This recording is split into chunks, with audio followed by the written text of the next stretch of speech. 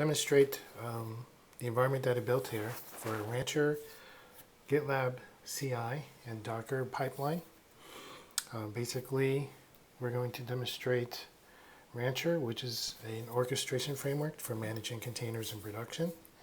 I'm also going to use the GitLab product to not only host our code with Git repos, but as well as hosting a Docker registry, and also pipelines for continuous integration. The demo app, as shown on this screen here, is basically copied off DockerCon's voting app. And basically it's their example voting app, and there's definitely like 5 different modules here, as you can see.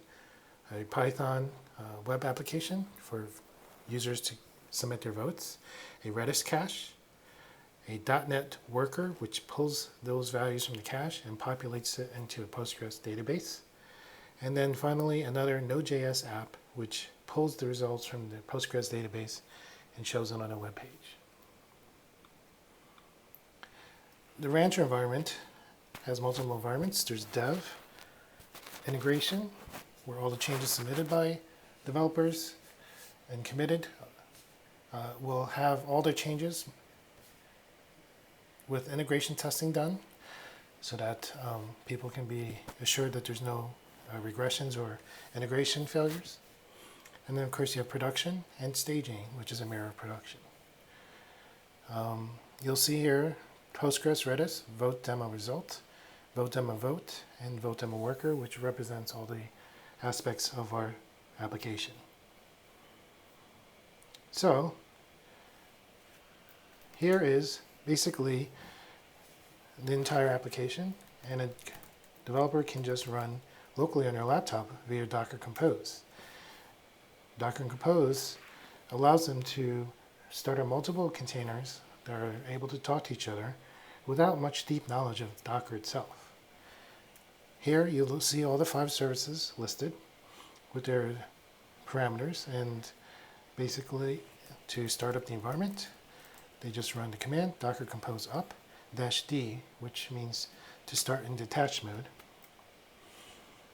Once the application starts all the containers, you'll be able to do a PS, and you'll see all the containers which are running, as well as the ports that they're listening to. Once that is verified, we can then look at the local app, and you see that vote was listening on port 8001 and result on 8002, and it's all running a local host courtesy of Docker for Mac. I can place a vote for dogs, and you'll see that this results page updates. And I could try to place a vote for cats. It's not working. Looks like I found a bug. Okay, so let's go back to the source code. And I think I know what the problem is. After all, this is my demo. But we could first check out a branch, and then we could try to submit our changes. So I think I know what's going on. Yes, over here, the value should be A, and it's listed as B. I wonder who did that. So we'll correct the change and try to verify that it works.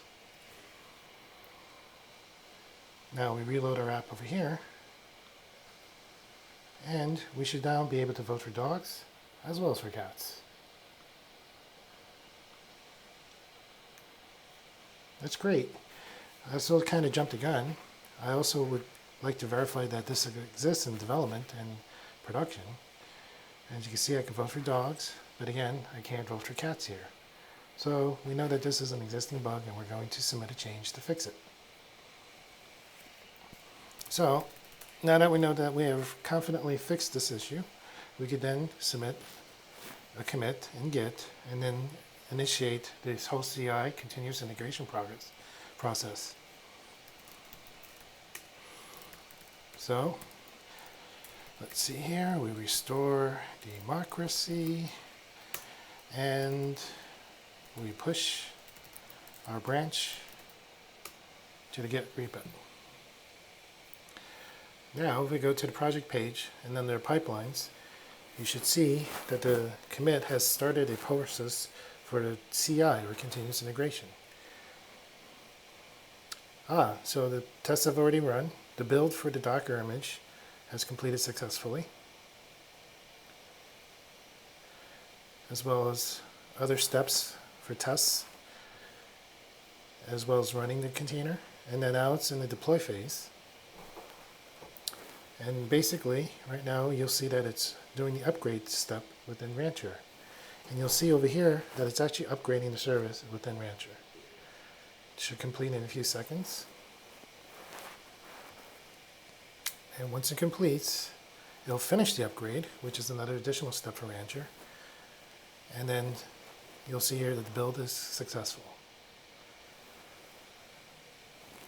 Now that all the steps have completed, you'll see that a merge request has also been completed as submitted here, which will then ask us to verify in dev and then submit their changes into integration.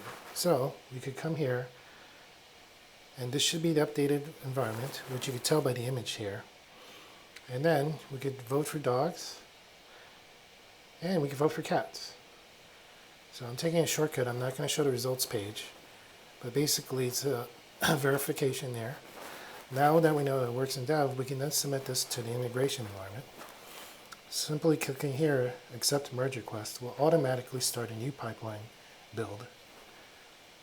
The merge request has been accepted, and now you see that there's a new CI process. Now because we're going to reuse the same container, there is no build process. It goes directly into the run phase.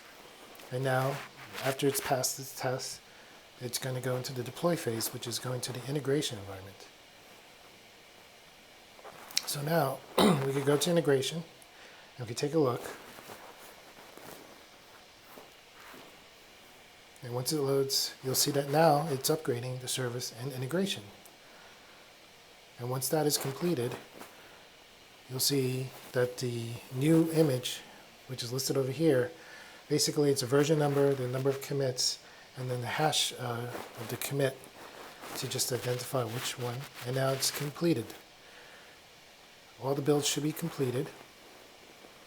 And you'll notice, well, let me do a reload here, refresh. That's passed its test, and there's a new merge request here, which is for staging environment into the master branch. Now before we do that, of course, we would want to make sure that we could do additional testing within the integration environment to make sure that it works. So again, we could check in integration and see if it does allow you to register and vote for cats and dogs. So you could vote for dogs as well as for cats. Great. So now we could get ready to go to push this to staging.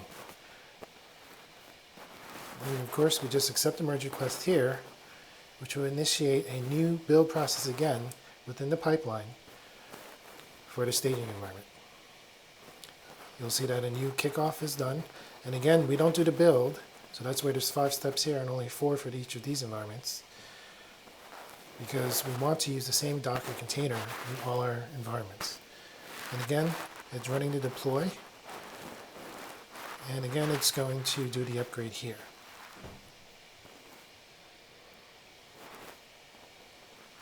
And you'll see in here it's upgrading.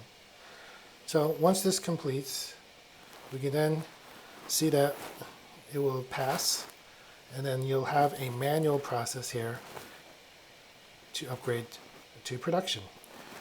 We want to do manual because obviously this is continuous delivery, not continuous deployment. This concludes the demo, and if you have any questions, you could always feel free to reach out to me, and I'll try to answer your questions as much as possible. Thank you very much. Have a nice day. Bye.